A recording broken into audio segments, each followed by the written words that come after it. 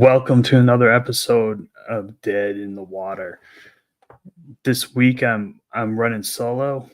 I'm missing my better half, Turf. He's en route to Sin City to go watch the fight this weekend. So hope he has a good time.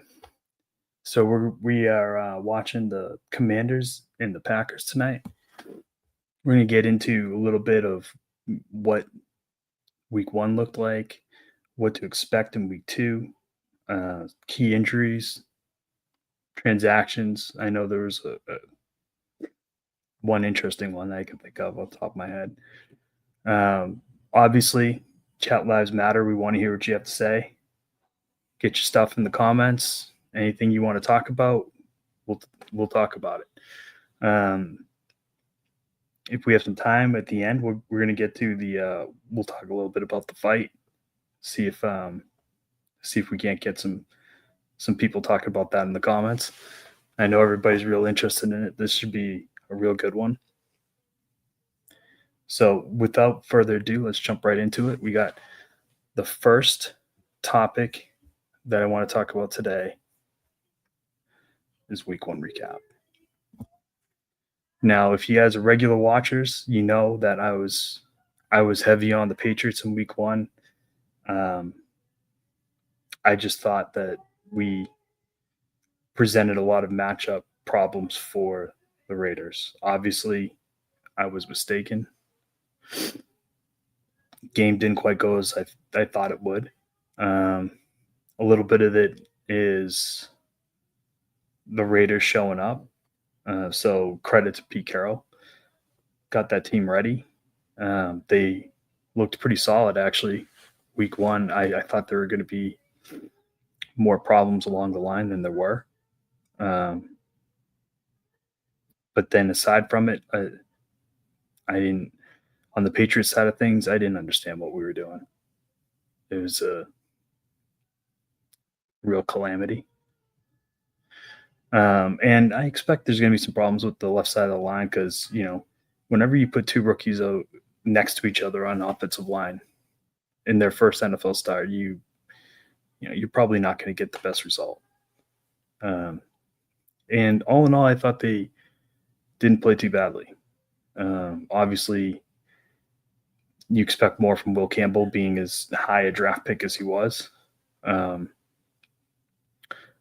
But, I saw some good things. I saw some bad things. The biggest thing moving forward is progression, right? We want to see these rookies, clean up the mistakes, not make the same mistakes twice, and get over the hump as quickly as possible. So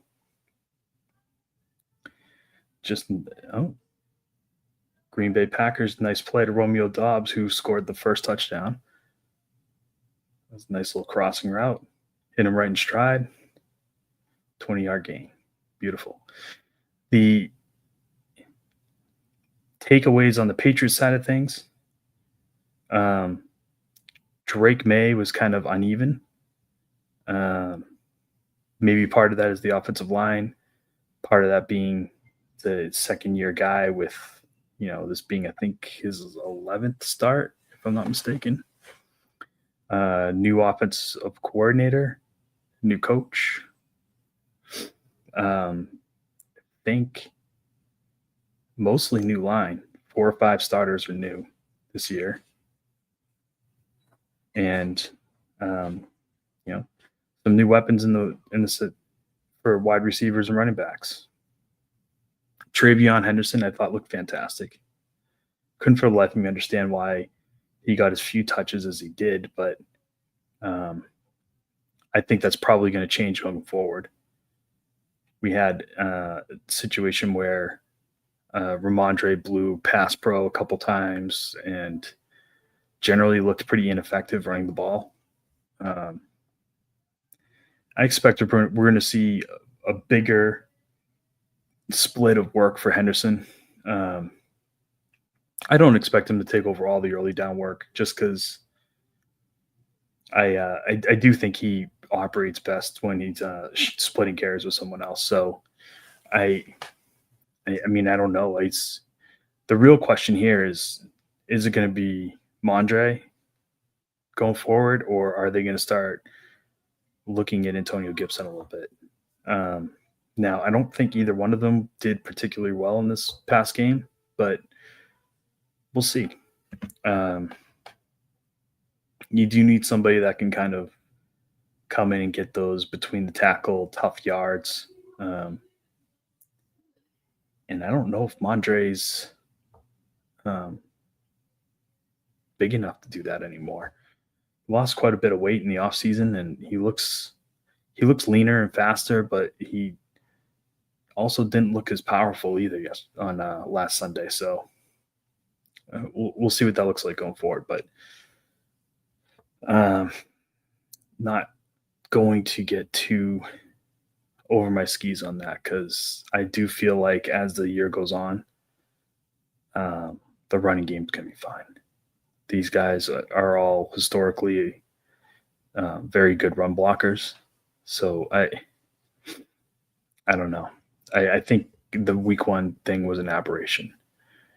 Um, the one major thing that I miscalculated, I didn't give enough weight to when I was thinking about the matchups and what this was going to look like for the Patriots in week one.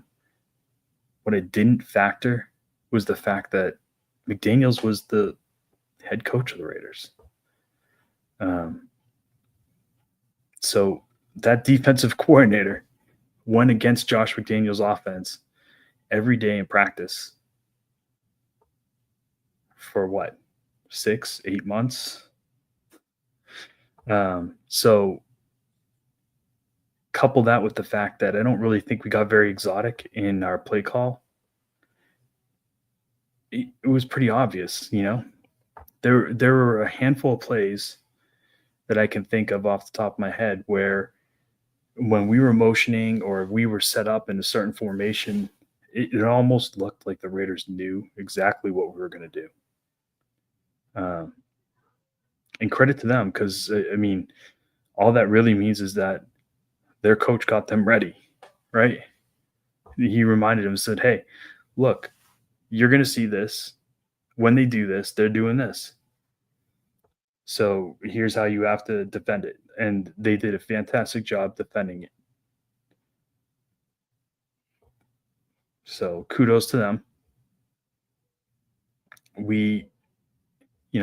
Drake May wasn't a slouch either. He had 287 yards passing with a touchdown and interception. So he had a pretty solid day as well. I want to say he was top 10 rated in the league as far as quarterback numbers. I mean, he didn't look like a top 10 quarterback, but numbers wise, he was there. Gino looked fantastic. It was, I don't know. I mean, we got to remember the defensive coordinator is also a first time DC. So this is his first go around too. Plus, he had some health issues in the summer, so he hasn't been with the team very long. In all honesty, and he's out again right now. As a matter of fact, they're not sure he's going to make the trip to Miami. So we might be looking at a fill-in already, second week of the season for a defensive coordinator. So growing pains on that, on that front. Hopefully Mike Vrabel steps in and grabs the reins a little bit because this was his deal. He hired this guy and he vouched for him. And this is the cloth that he's cut from in the coaching world. He's a DC. So I don't see any reason why he should be passing the buck on to a linebacker coach or, any other person on that coaching staff that's probably not ready to call plays. So that's where I'm at. That's what I'm looking at this weekend. Is he going to take a bigger role in the defensive play calling? Or is he going to let, I don't know. I don't even know who he is. I think it's the linebacker coach do it. And I think that was the rumor that I heard, was that he was going to be the one calling plays this Sunday. So that doesn't excite me. If we got We got somebody who barely is a position coach filling in for the defensive coordinator who's barely a defensive coordinator. Um, Definitely a lack of knowledge and a lack of experience in that area. Um, but we'll see. This is a get right game for somebody this weekend. The Patriots and the Dolphins are two teams that um, lost in week one. Now the Dolphins lost a lot worse than we lost. Um, but we lost pretty ugly in the second half too. We went in halftime with a lead and we managed to let them just have free reign in the second half. The Raiders, I mean, across the board, except for Ashton Jenney, looked amazing. I mean, everybody I can think of, from Trey Tucker um, to Mayer to Bowers. I mean, everybody contributed. Even Dante Thornton, like, fantastic catch. Really, I mean, Carlton Davis, he broke his ankles. The ball was badly underthrown from Geno, and you still came back, slid, and managed to pull in the catch. So it was fantastic. I mean, I think I threw something when that happened. That was a great play. Um, there's, a number of times in the game, Patriots defensively, like, I didn't understand what we were doing. Like, first series, we put 9 up on the line of scrimmage, I think, and then we don't rush all 9, but the 2 we drop out are Milton Williams and Christian Barmore. It's like, makes 0 sense. Why are you dropping your 2 300-pound defensive linemen into coverage? And of course, it was a big play for the Raiders. I think that might have been the Trey Tucker catch, where he got behind the safety. And I mean, Jalen Hawkins is he's a pretty good safety, but he got exposed badly in this game. I will say, on the flip side, I was very impressed with Craig Woodson. I thought, all in all, he played a very solid game, especially considering he's a rookie and it's his first game. He was kind of thrust into the starting role, and he looked every bit the part. So that's one thing I think we've got going for us in the future. I'm going to bring this up real quick. We've got PFF grades from week one, and it's, about what you'd expect from the Patriots. The offensive players, Keyshawn Boutte, Williams, Stephon Diggs, were above average, nobody elite. Average players were May, Campbell, Henry, Henderson, Bradbury, and Hooper. It's not too bad. This is the one that hurts, though, right? Onwenu, Moses, Hollins, Stevenson. Let me get this thing out of there so we can see it. Stevenson, Wilson, Douglas, and Gibson below average. Now, that's not good. Onwenu and Moses is the right side of your offensive line. Those are the guys that are the veterans. They're the ones that are supposed to be setting the example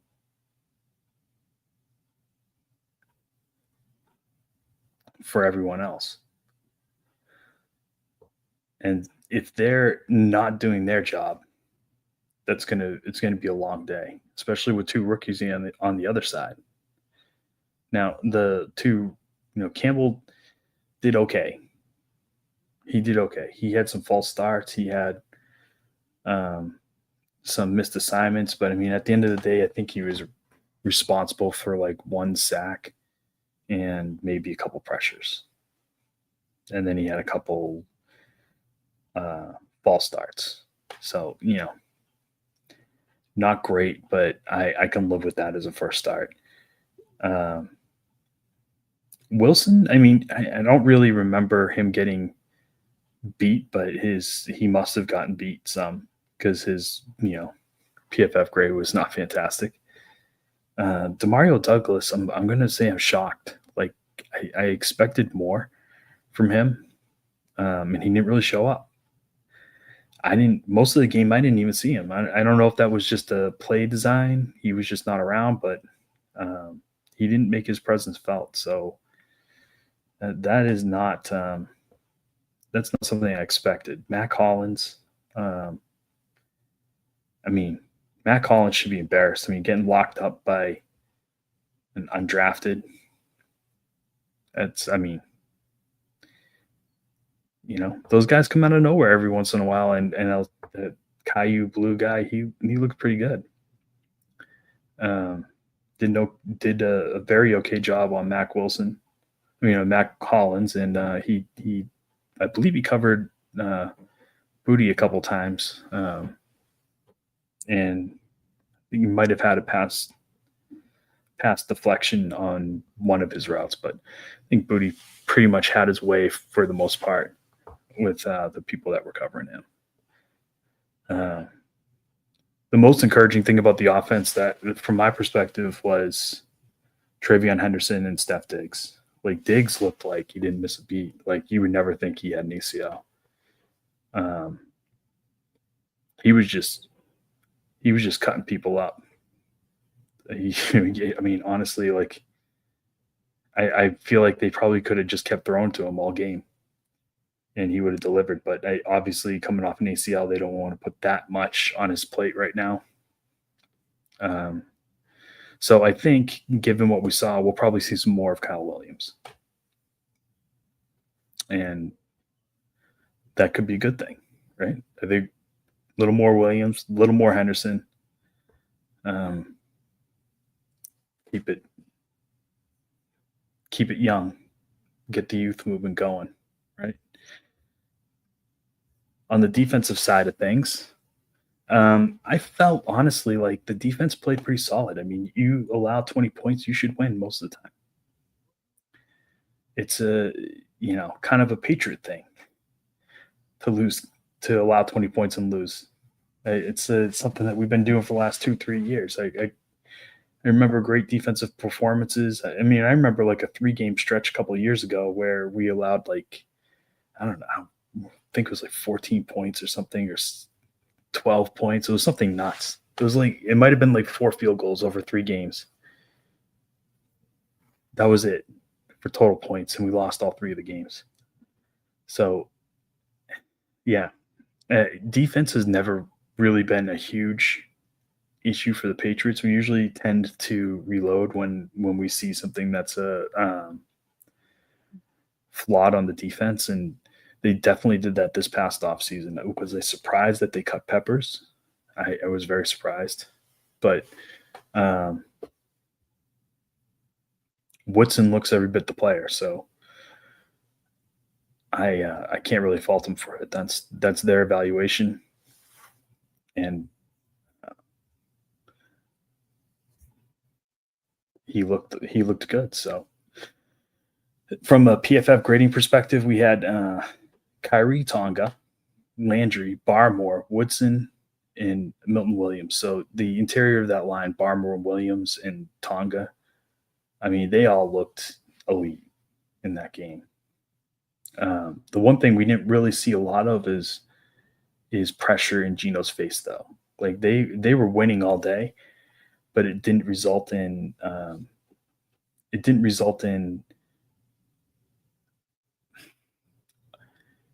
errant throws or anything like that from Geno Smith. It was just kind of,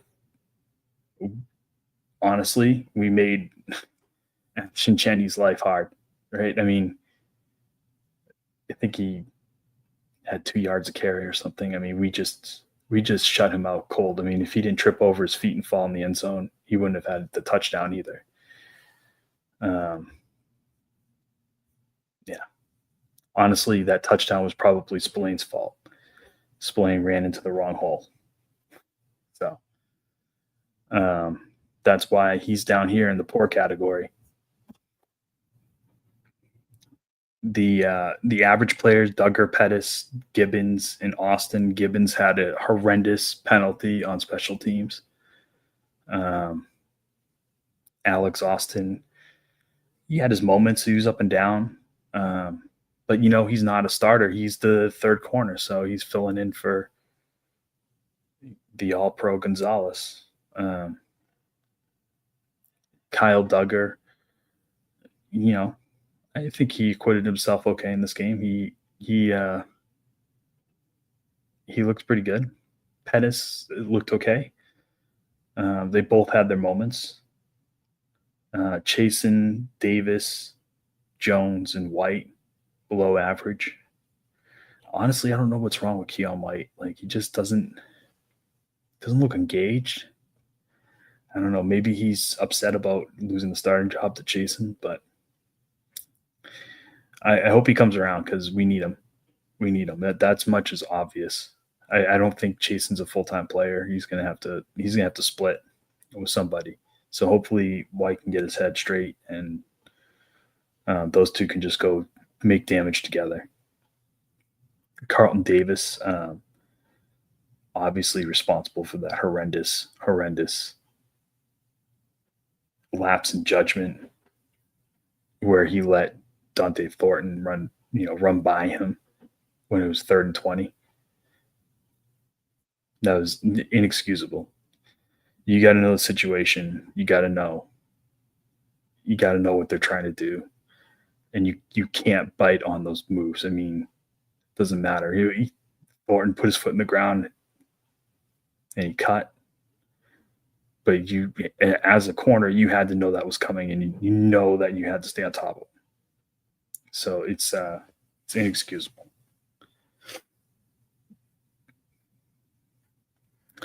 And then I didn't really expect Spillane to play this bad. I was like, it's the Raiders team that you should know cold inside and out, right?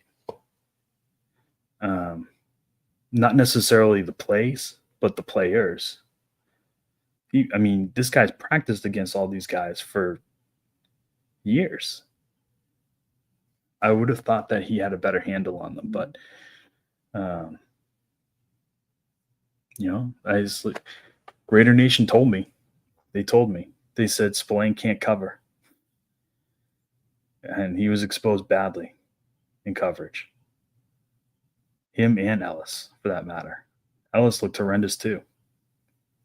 And Hawkins, these guys in the poor category there's no coincidence. These are all the guys that got abused by Mayer and, Brock Bowers. They are all the carnage of Brock Bowers. So, anyways, that's what happens. A great player makes great plays. But even when he went out, Mayer came in and did the same thing, just cutting him up. That's it's going to be a problem. They got to figure that out. Is the answer to play more of Marte Mapu? I don't know.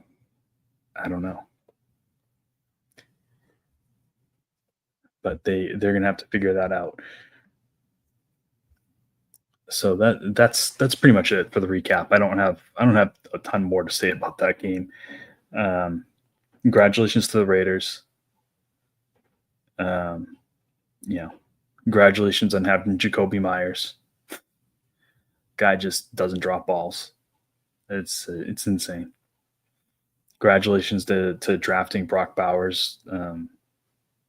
He's a real one. It's the best tight end in the league right now. You got him. Congratulations. Genty, I don't know. I'm not sold on him yet, but hopefully he has a breakout game. We'll see. The Chargers are going to be a stiff competition for him as well. So we'll see how he reacts on his bounce back game. But the reassuring thing is that they are definitely committed to using him, right? He got a lot of carries.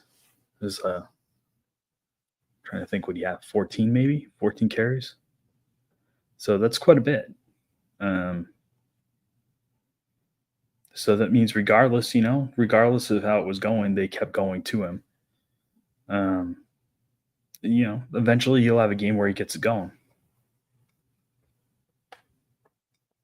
And we'll see. Hopefully, for his sake, it's the Chargers. Um, Let me think. The What else impressed me about the Raiders? Blue, the cornerback. Um, I thought he was excellent. I thought he was excellent. Um, Obviously, the thing I was most worried about going into the game was the Raider linebackers. I I thought we were going to have a hard time with them, and we did. I was relieved when one went out, but then the next guy up came in and he just kept doing the same thing. So I mean, it's they have some good depth there at the linebacker position in Vegas. So they're definitely going to be able to cause some problems. Jamal Adams looked great in his transition to linebacker. Um, I I don't know. I mean, he's not very heavy, so it's are people going to expose him at some point? I don't know. I don't know, but he looked pretty good. I know that's like kind of what the Patriots are hoping Marte Mapu can do for us, but obviously Adams is a different caliber player. So we will see. I don't understand how this is gonna play out, but I'm sure it'll become clear in the next couple of weeks. We'll see how everything comes together. I really didn't think the role that they were running Trey Tucker in was going to work, but it worked. Maybe because Gonzalez wasn't there. I don't know that Gonzalez would have taken him. But Tucker a couple times was able to get wide open. And I think at least on one of them, maybe both, it was Jabril. It was the safety's fault. So I don't know. I don't know how they remedied that because they're not really playing a lot of experience back there. They've got Hawkins and Pettis who are both pretty new to the league, and then Woodson's a rookie. So there's just not a ton of experience back there now, which is a big change considering you went from Peppers and Duggar, right, who had a ton of experience, to now you got essentially none. So that's a tough spot to be in for your, the safety net of your defense. If we're looking at next week for the Patriots got Miami, and the Raiders have the Chargers. Now the Chargers game is a Monday night game, so that's going to be pretty fun. They get a little extra rest, a little extra time to prepare. I do expect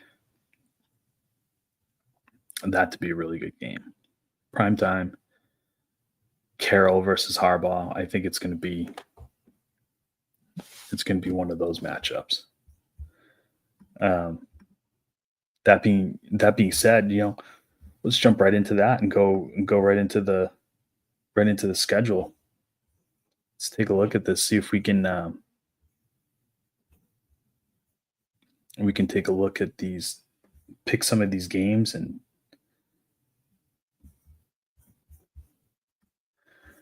I'm gonna make some notes as we go along here. I'm gonna pick these games right live as we go through this. So this game right here, Green Bay and Washington, it's kind of unfair because the game's almost through the first half now. We got a minute 48 left in the first half, and the Packers are leading 14-3. But I can honestly tell you I was going to pick the Packers in this game. I think just with the addition of Micah Parsons and the strength that team already has on offense. I didn't think I didn't think the Commanders were good enough to beat them.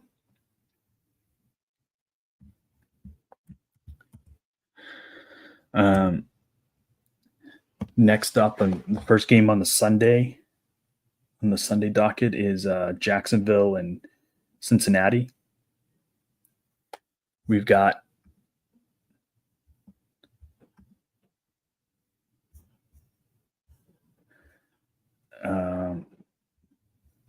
looks like we've got a line of -3.5 for Cincinnati, over under 48.5.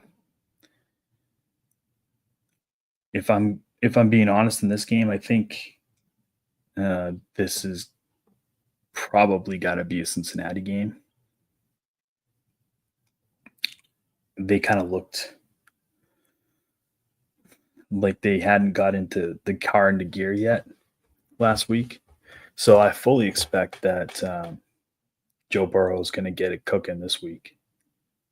He's been participating in the preseason, so I don't think this is the malaise that they usually have is going to last that long. I think you should see them start to get into their fireworks mode a little sooner than the last few years. So this being a home opener, I do expect that they're going to come out here and take care of Jacksonville. So Cincinnati. Next game is New York and Dallas. Dallas is a 5.5-point favorite. Totals at 44 right now. 44.5. I'm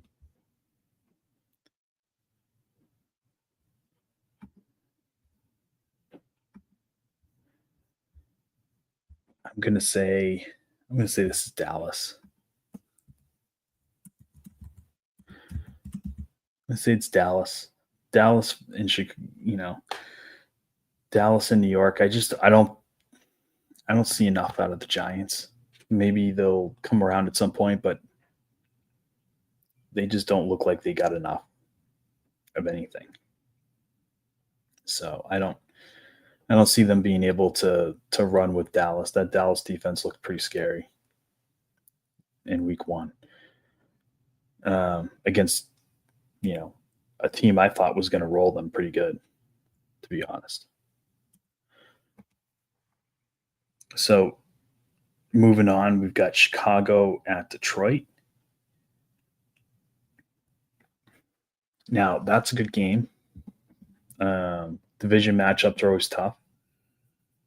Just like the Giants and Dallas, I don't expect that one to be, a blowout or anything. I think that the Cowboys are probably going to beat them in a close game, just because for whatever reason that they always end up like that. Similar with the Chicago-Detroit game. Now, I think Detroit needs to kind of make a statement, but I don't necessarily know that they have the intellectual capital to do that in the coaching ranks. These coaches are pretty new. I think we're going to be looking at a scenario where this is a home game and they kind of want to get right, but at the same time, Chicago lost week one, so they're going to be wanting to get in the win column too. Both these teams lost their first week, so that being said, it's a home game for Detroit. I think I'm probably leaning towards Detroit just because I think they've got a little more talent than Chicago. But we'll see. Next is Los Angeles Rams traveling to Tennessee to take on the Titans. Titans are not good. So, I mean, this is the LA Rams all day. All day. Cam Ward didn't look great first week. Not at all. Not even a little. So I did see, one or two throws that looked like they were NFL worthy, but on the whole, his day was pretty forgettable. Um, we'll see if he can build on that. I do think they've got some interesting pieces out there that they can build around. But the question is how quickly they're going to be able to make that happen. The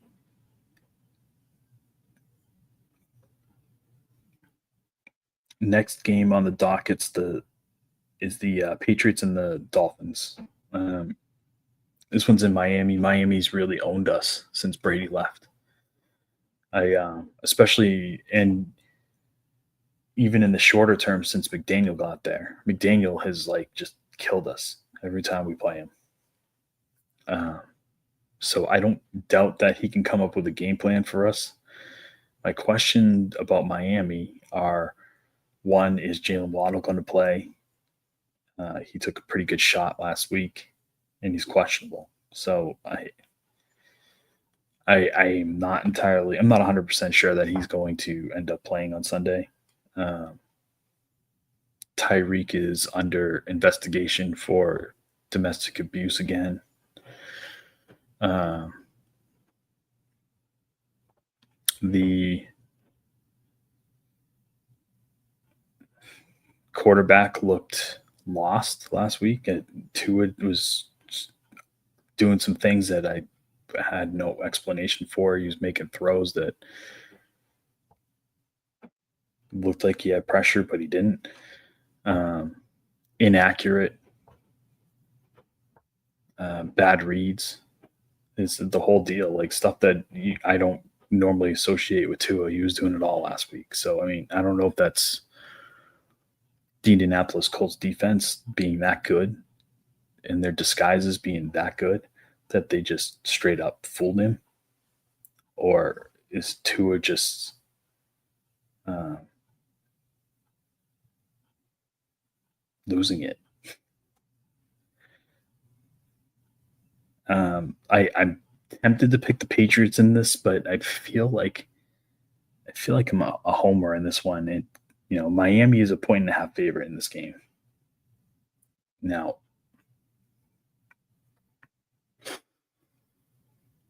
do I have more faith in Mike McDaniel or Mike Vrabel? I'm going to say I have more faith in Mike Vrabel, but um, that's tenuous at this point, right?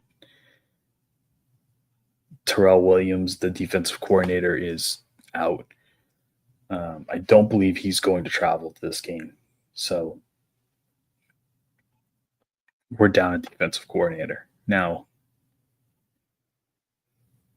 if Vrabel steps in and takes over, am I so concerned about it? No, not really. I think if Vrabel were to take over play calling, I think it'd be just fine.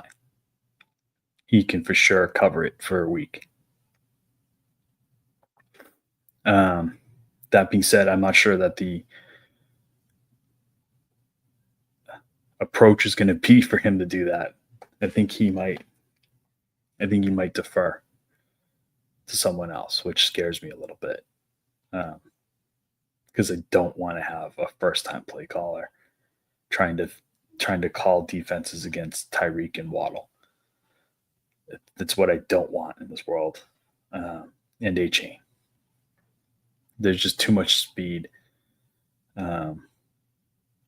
This has got to be a good defensive game plan, or else we're going to be in trouble.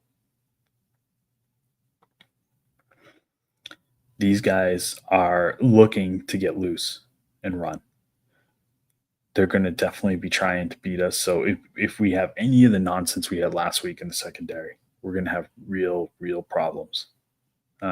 If you let Trey Tucker look like, have the game he had, I don't even want to know what Jalen Waddle and Tyreek Hill are going to do to us. Couple that with the fact that I'm not entirely sure that Gonzalez is going to play this week either.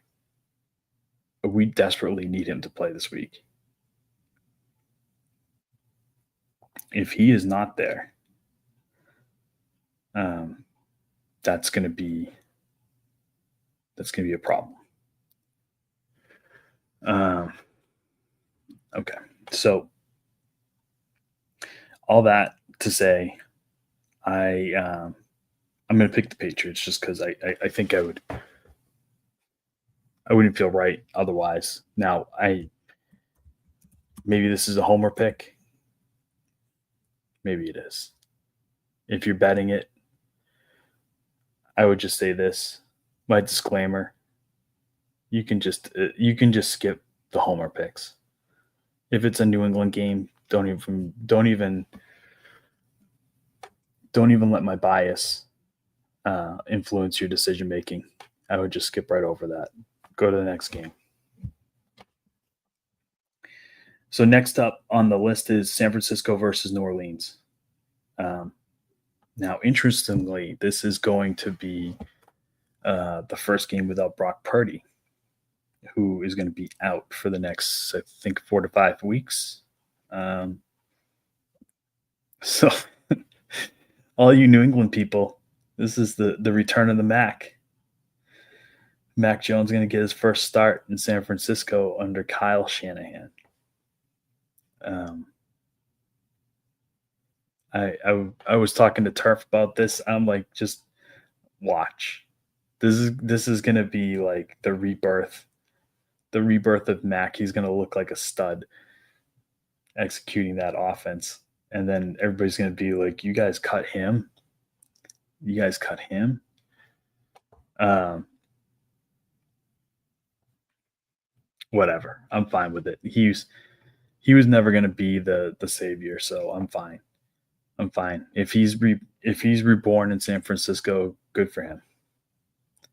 Honestly, I mean, if Sam Darnold can come back to life and Geno Smith can come back to life, anybody can. Uh, Looking at this game on the whole, I mean, I really don't expect New Orleans to do a whole lot. They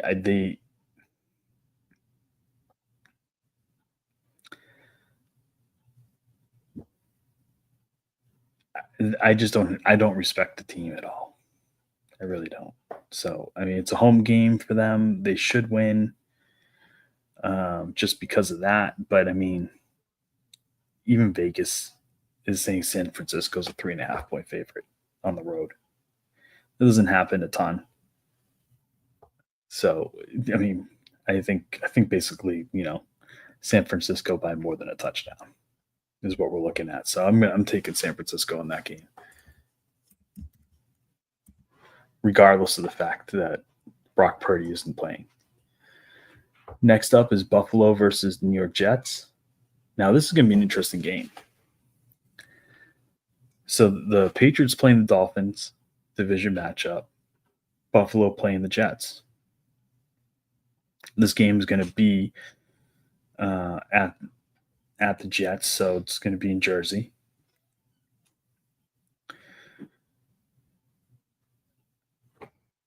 Who do I think is going to pull this game out? It's my gut says it's probably Buffalo. I can't imagine the Jets beating Buffalo, but we'll see. My pick is going to be Buffalo. Honestly, the way the first week went, I wouldn't be terribly surprised if the Jets gave them a good run. Um, would I be surprised if they beat them? Yes, I would. But it definitely looks like the Jets offense can put some points up on the board. Um, I actually like Aaron Glenn as a head coach. I was kind of afraid of this. He's when they hired him, I was when I heard his introductory press conference, I was like, now this guy sounds like he could command the room. And so far, it looks like he has the players' attention. Uh, I mean, the real question is how long he can hold on to it. Jets players are notoriously fickle. Um, but we'll see. The last coach I saw them stand behind for any amount of time was Rex Ryan. So we'll see. We'll see if they can get it together. Certainly, if they beat the Bills, then everybody's back in business, right? Jets go to 1-1. The Bills go to 1-1. Uh, one of one of the Patriots and the Dolphins are going to go to 1-1, so it'd be a three-way tie for first place.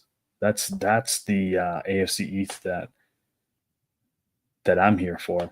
That's the one that the Patriots would have a chance to win.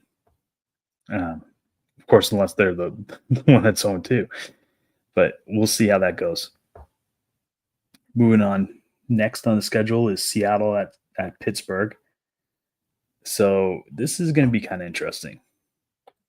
Seattle's traveling cross country to Pittsburgh, play the early game. That's usually not a recipe for success in the NFL, and especially Seattle, because that is the extra distance travel. Aaron Rodgers looks pretty good. That Seattle defense looked pretty good last week. The Pittsburgh defense played pretty well. I mean, they ended up. Well, no, I guess they didn't really. They ended up winning the game, what, 34-32. So they gave up quite a few yards and points too. So Pittsburgh's defense can be thrown on. It can be run on. We'll see. I think Seattle's going to have the players necessary to move the ball. So let's say this is a close game, but I'm going to give it to Pittsburgh because they're at home. They don't have to travel. They're going to have those fans behind them. Next on the list is Cleveland at Baltimore. Now, this is the one people are going to look at, and they're going to be like, well, of course, it's Baltimore, right? Baltimore's at home. They just came off a loss to the Bills. Of course it's them. They're just going to run through the Browns. Browns stink. Now, it's a division matchup, and we all know how that goes. That never means that it's a blowout. Those games are always hard fought. I am going to pick Baltimore for the record, but I wouldn't be surprised if the Browns give them a run for their money. I would not. As soon as Judkins gets on the field and he gets acclimated into that offense and he starts playing, they're going to start cooking because Judkins is a player. And so is Sampson for that matter. It's like week one, Dylan Sampson really impressed me. I have a feeling that Judkins and Sampson are going to form the two heads of that monster in Cleveland. So they're going to get back to running the ball. I think they're going to be pretty good. Thank God they're in a tough division. So they're just going to have to beat each other up. So I need Baltimore over Cleveland in Baltimore. Next game, Denver and Indianapolis. Indianapolis was the shocker of week one, to be honest. Now,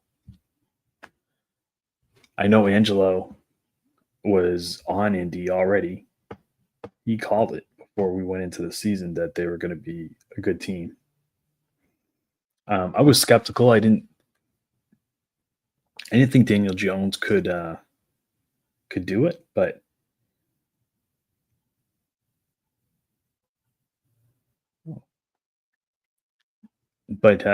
he did. Credit to him. He executed the offense. He's moved the ball up and down the field. I mean, it was an excellent, balanced game. Jonathan Taylor, Michael Pittman on the outside. I mean, they did a really good job of getting the ball to their weapons and letting them make plays. So kudos to them. This game is at their house. But the only problem is they're playing Denver. Now, I can't think of a worse team to play in week two coming off a loss. Denver's going to be out for blood this week. And I don't know if I would want anything to do with that defense. They are going to want to make a statement. Pittman's a little banged up, and I don't really know what this is going to look like. But I do know it's going to be ferocious on defense because Indy shut out Miami last week. So I expect a low-scoring defensive battle. Right now, they got Denver as a 1.5-point favorite, and they've got 43.5 is the over/under. So they think they don't think it's going to be a super high-scoring game either. I think that's one of the lower overs for the week.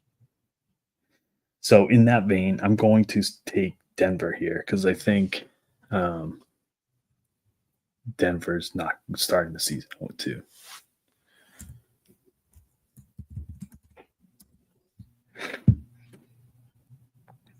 I don't know if that means Indy's drinking their own Kool-Aid, but I don't see it. Denver's going to go in there with a plan and a mission, and they're going to take care of business. At the end of the day, I think the Colts are gonna lose that game. Next up, Carolina at Arizona. Carolina's terrible. I'm not gonna spend any time talking about them. They're terrible. They're not beating Arizona, so Arizona wins at home. Next, Philadelphia, Kansas City. Now that is going to be a fun game. Rematch of the Super Bowl. Kansas City probably is going to be without Xavier Worthy. We'll see what they can do with that. Tyquan Thornton and Juju Smith-Schuster, coupled with Travis Kelce. Yeah, that's not a great recipe for success.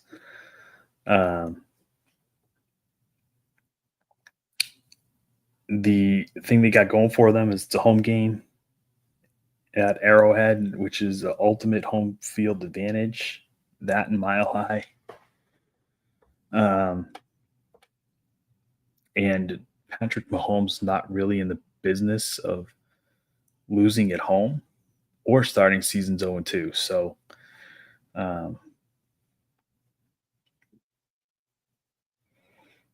it's a tough call because I really want to say that Philly's going to win this game just because their defense looks like it's going to be dangerous.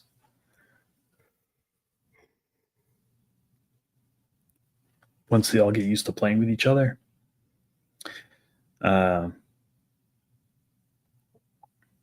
I mean, it's Patrick Mahomes, man. And just picking straight, I'm not picking against him. Right now, Vegas thinks Philly's a 1.5-point favorite in Kansas City. I'm not going there. I'm going to take Kansas City in this one.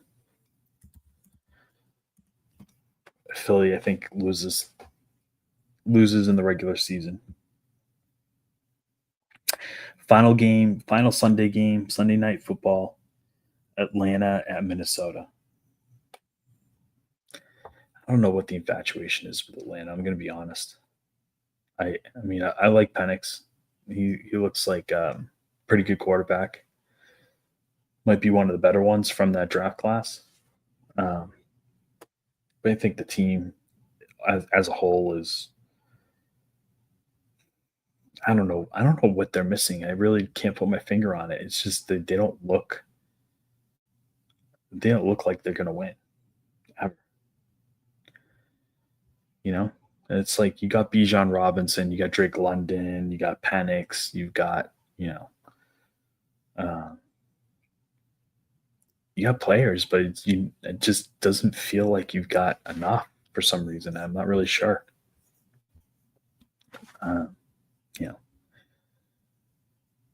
And Minnesota is playing at home. I think this is going to be. I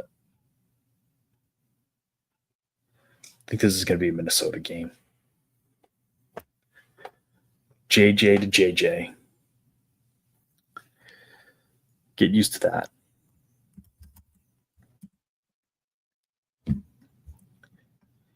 Moving on to Monday, we got two matchups.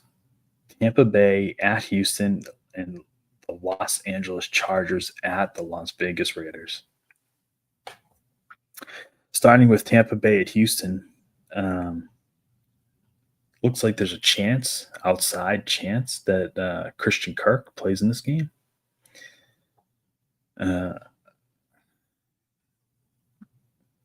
I don't have high hopes for that. I think he might end up sitting out another week. But we'll know. We'll know pretty soon. Christian Kirk would be a difference maker in this offense. But the real problems on Houston are up front. Their offensive line does not look good at all. And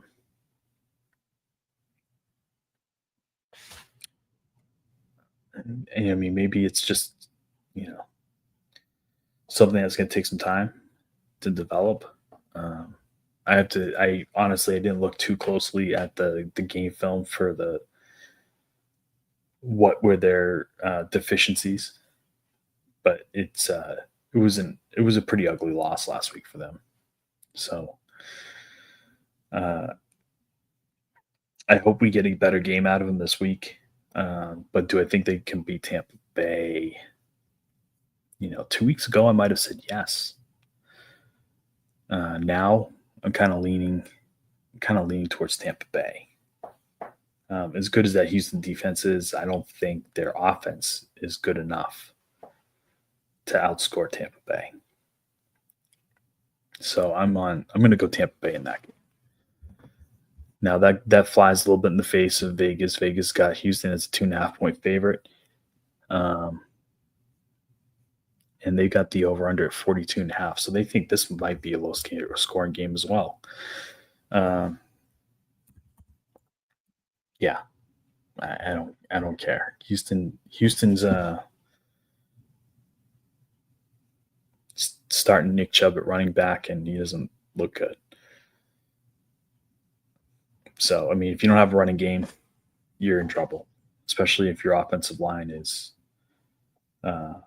not doing a great job at pass blocking. Final game of week 2, Los Angeles Chargers at Las Vegas Raiders. Now, we've got the Los Angeles Chargers favored by 3.5 points. Over-under is set at 45.5. Now, if I'm being objective about this game, I think that the Chargers present a lot of problems for the Raiders. And I think the Chargers are in a much better position to exploit those matchup problems. A much better position than the Patriots were. I don't think, their defense coordinator, albeit he's seen the Chargers twice a year, he doesn't have anywhere near the depth of knowledge as he did against Josh McDaniels. So that alone, plus the fact that Omarion Hampton's running the ball for the Chargers, and they've got, 2 or 3 problematic wide receivers, I'm going to say that this is going to be the Chargers, which is unfortunate for the Raiders because it's a home game. But I think LA Chargers go into Las Vegas and get the win. That is a wrap on week 1. I mean, on week 2, rather. The biggest injury of the week that came out was obviously the Brock Purdy news. Uh, Brock Purdy going down for 45 games could be uh, a killer for their season. Luckily, they got the win in week one, so they're starting 1-0. But I mean, if Mac doesn't look good, they're gonna have a real problem. They're gonna have a real problem.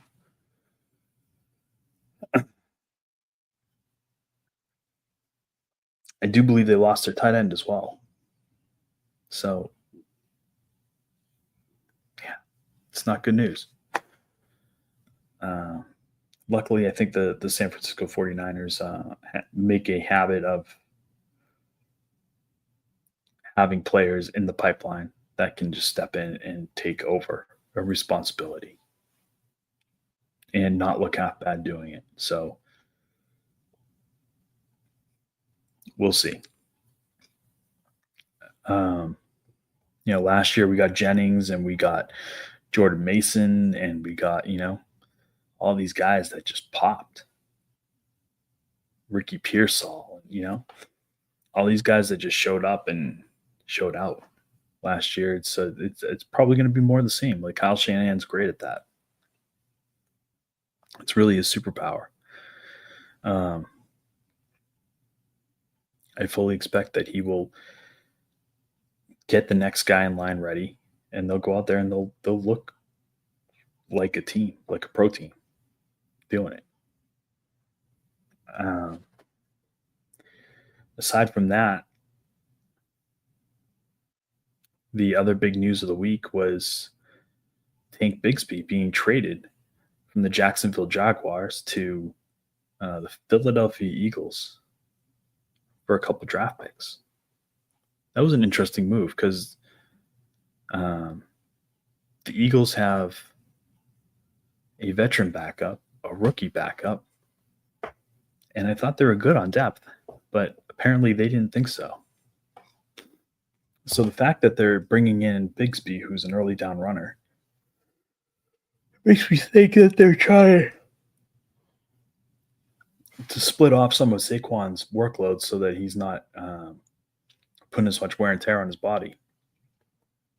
Probably a good move long term for them because he had quite a few touches last year. And Saquon doesn't have a great track record of staying on the field. So it's probably not a bad idea that you get another guy that you can, lean on a little bit. Look at this. Is this Tucker Kraft? 85. He's having quite a game for the Packers. They are moving the ball. It's 14-3 in the third quarter now, and Jordan Love is on the 15. My God, Josh Jacobs just right up the middle. Right up the middle. Yep, that's a first down. First and goal.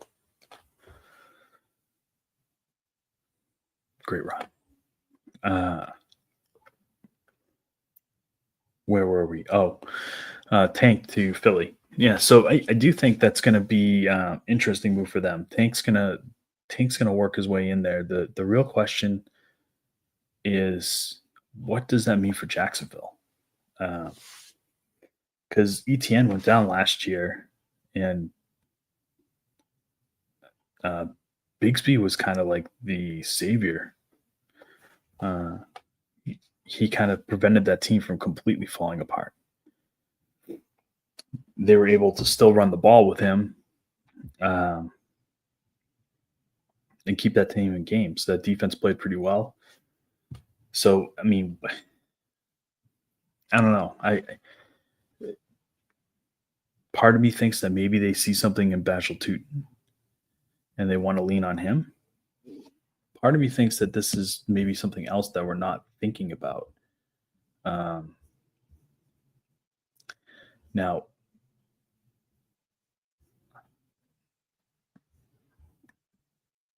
I'm not entirely sure what that could be. Maybe it means that they um, like LaQuint Allen too. You know, maybe he's the one that they see as having the more of the bruiser type role that Bigsby had, or maybe Bajal Tutin is. Um, we'll see how it plays out. I'm not entirely sure, but this should be fun to watch anyway. Um, you know,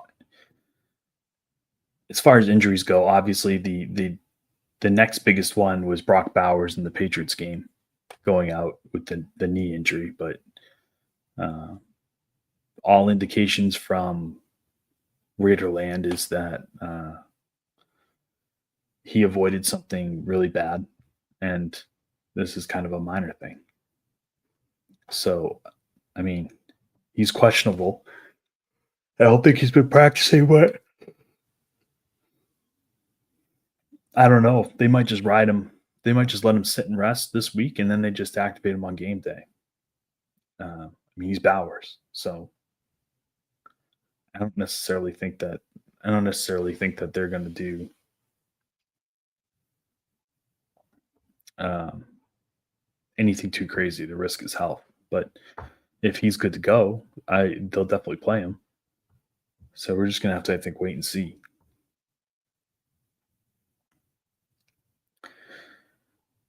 And that is more or less like it for major injuries as far as I remember.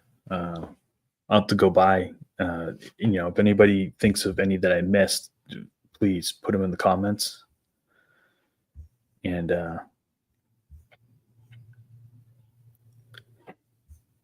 I'll definitely get you up on screen.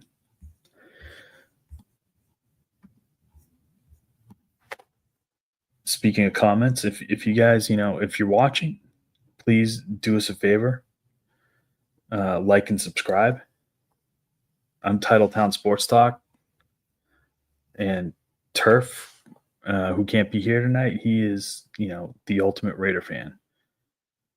Ultimate Raider fan 32 is his handle. I'm at Titletown Sports Talk, and that's kind of my handle on all platforms. So like, subscribe, go follow me on Twitter, go follow me on TikTok or Instagram. I'm on all of them. We appreciate you guys coming. Um, I I think that's going to wrap things up for the week 2 preview. I I don't think I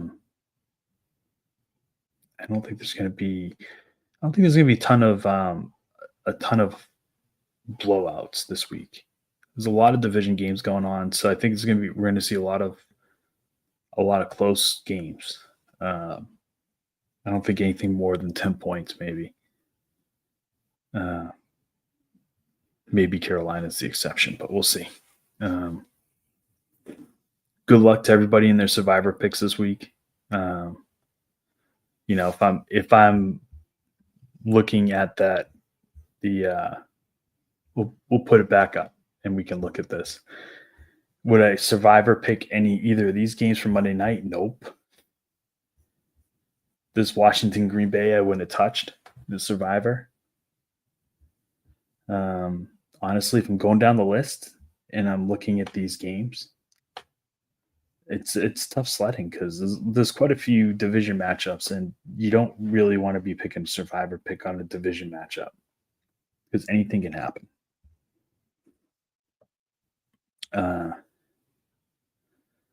Outside of division games, Atlanta and Minnesota, Denver, Indy, Carolina at Arizona.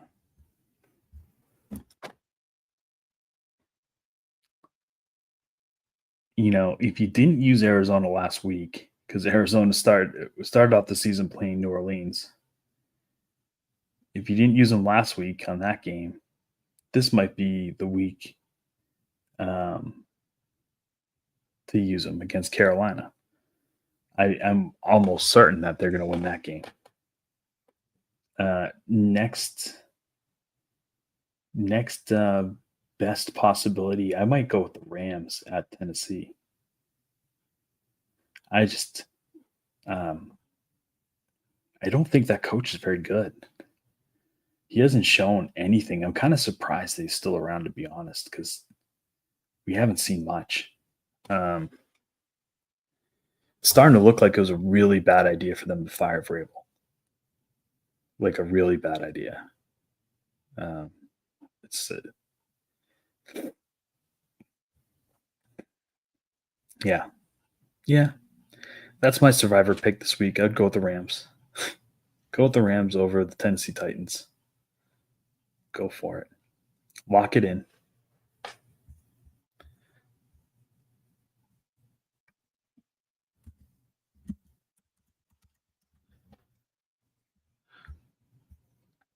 It's the pick of the week. Um,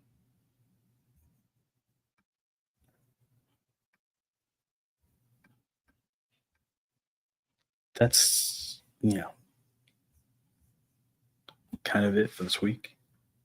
I don't have a ton to talk about for the NFL other than what we've already gone over. I think you're ready for another good week of football. Hopefully the Patriots get in the win column this week, and hopefully I know Turf was kind of down on his team for the season. Hopefully turn things around for him, having getting that week 1 win. They do have a very difficult schedule. I will say that, like, very difficult.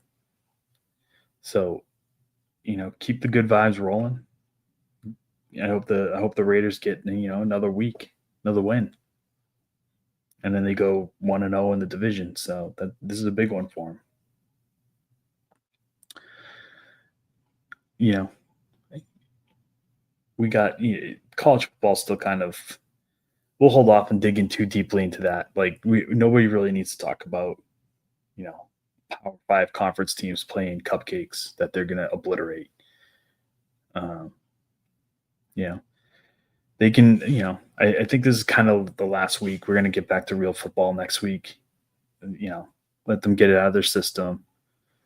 Uh, it should be a good betting weekend. Sometimes those scores are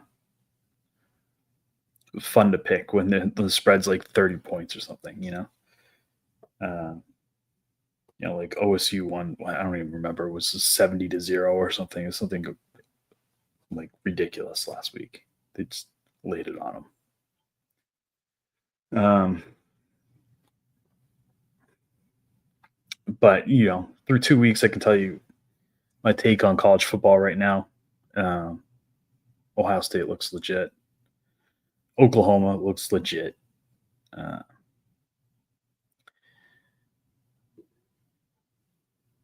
you know, Texas, I'm concerned.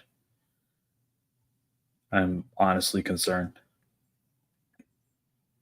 They haven't looked great. Uh, they're slipping a little bit. I think they're down to like 9, if I'm not mistaken. 7?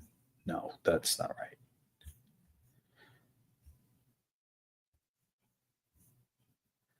Yeah, they're at 7.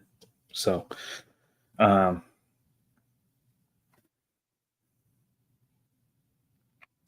Georgia, Miami, Oregon, LSU, Penn State. Penn State looks pretty scary.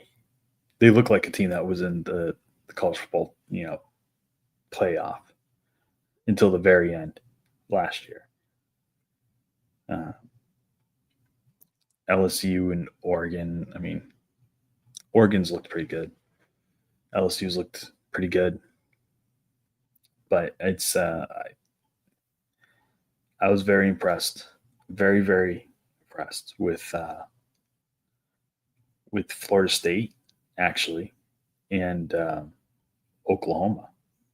I kind of feel like those are the two to watch out. They're coming hard. Uh, Tennessee looked pretty good too.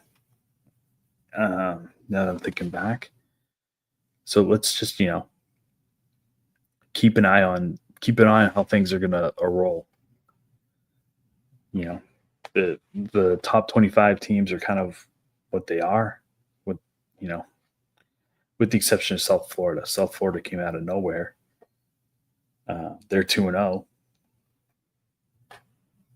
two big two big wins. So good for them. Let's see if they can keep it up. We got Miami at 5. They looked pretty good, and let's see everybody get through their next get right game, and then we can start talking about things. That's it for me. So, yeah, you know how we get down. Hook 'em. Catch you next week.